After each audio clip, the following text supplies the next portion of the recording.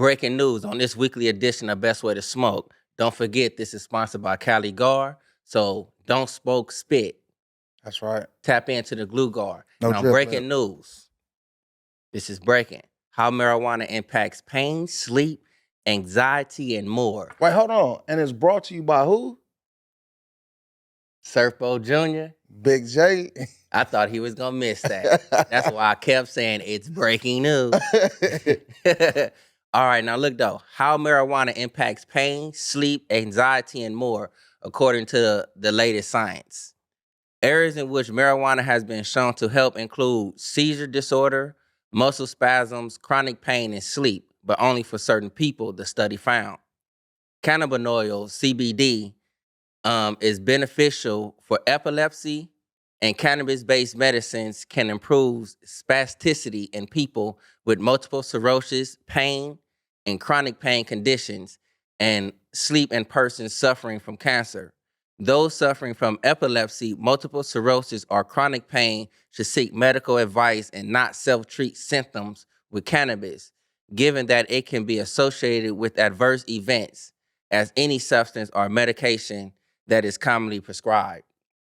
So pretty much they like, if you having these major issues, don't self-prescribe. You know what I'm saying? Get a professional's opinion, you know what I'm saying, and go about it.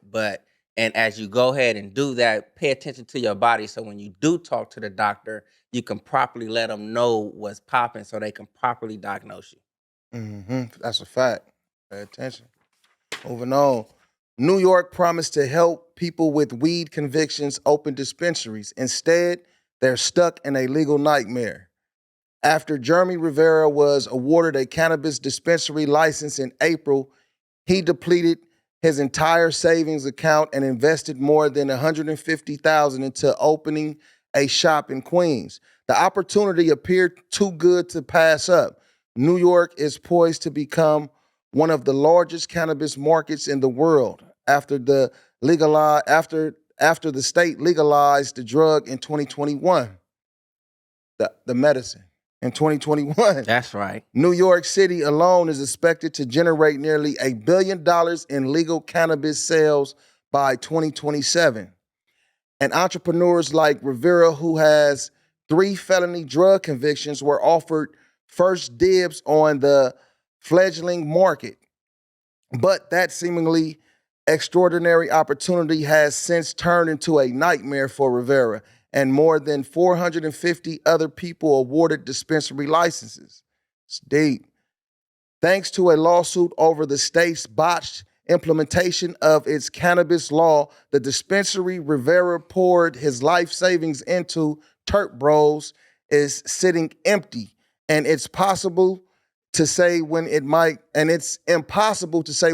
be able to open. The lawsuit that grounds New York fledgling weed market to a halt is just the latest misstep. Thousands of unlicensed dispensaries have proliferated across the state, with an estimated 2,000 in New York City alone, a state program that was supposed to help fledgling weed entrepreneurs find a renovate properties, find and renovate properties for their dispensaries, ran into repeating delays in raising funds and securing locations.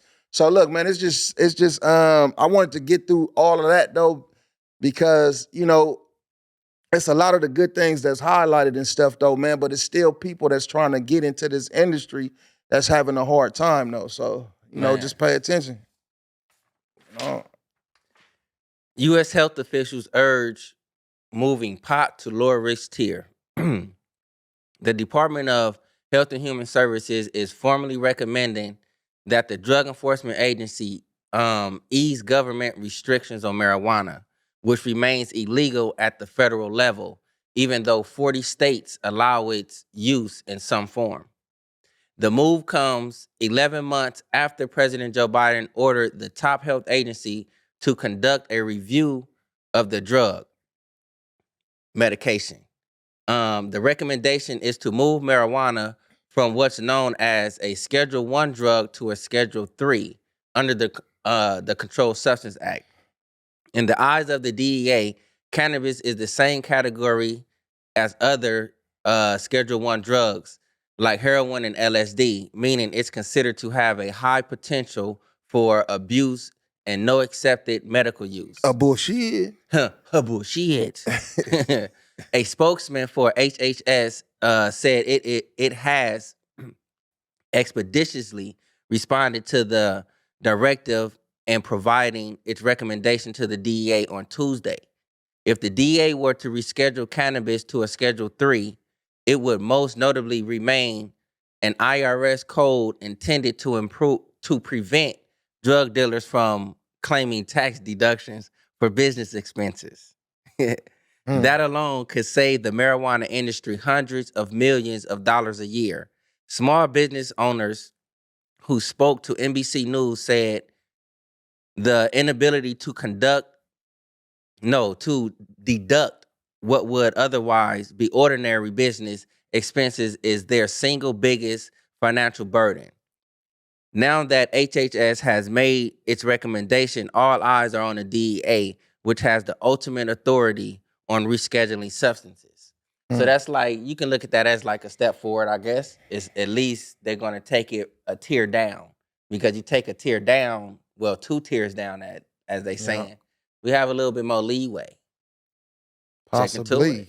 Check into it. Man, moving on.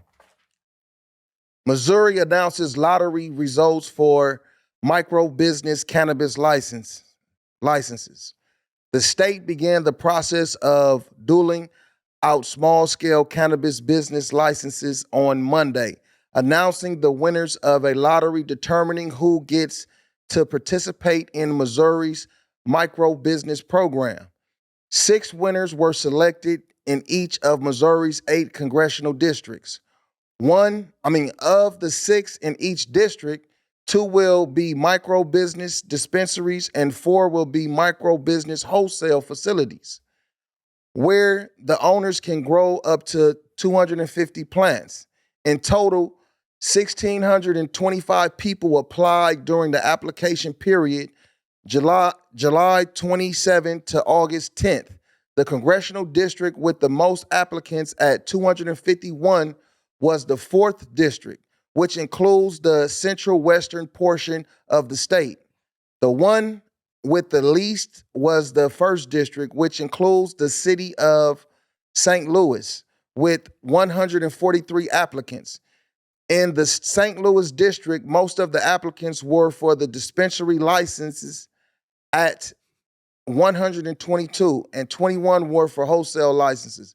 The 3rd district, which encompassed central western Missouri, had the most wholesale applicants at 44. So I mean, that's a telltale though, man. 1,600, applied, and it's limited. It's limited. Hey, Keep trying. Look, before we move on that picture, he looking like, man, this nigga orange piss stank. Moving on. Oh man. Oh, Thailand. What now for Thailand's weed industry? Visitors to Sukhumvit, Bangkok's party district, have long been enticed with fake Rolexes and all manner of massages. Over the past year, weed has also been pressed on them. Since June 2022, when Thailand became the first Southeast Asian country to decriminalize the medicine, stoners in Bangkok have been spoiled for choice. They can eat at cafes offering Happy Meals. That sound like some cool shit. Happy Meals, not these McDonald's shits. Are buy joint at dispensaries. A Thai cannabis club, your correspondence was offered a strain called Gushers with a promise of flavors of sour tropical fruit and rich creamy cookies in every toke. That shit crazy. Because I'm just reading that shit. I'm a terp smoker. Man. Around 12,000 cannabis stores have opened across the country. Over 1 million people have registered to grow weed, and tourists are flocking to consume it.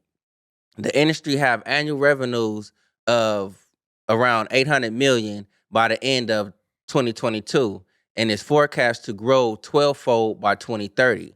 But will Thai politicians, among whom the issue and contentious, intervene to prevent that? Hmm. Will Thailand, they?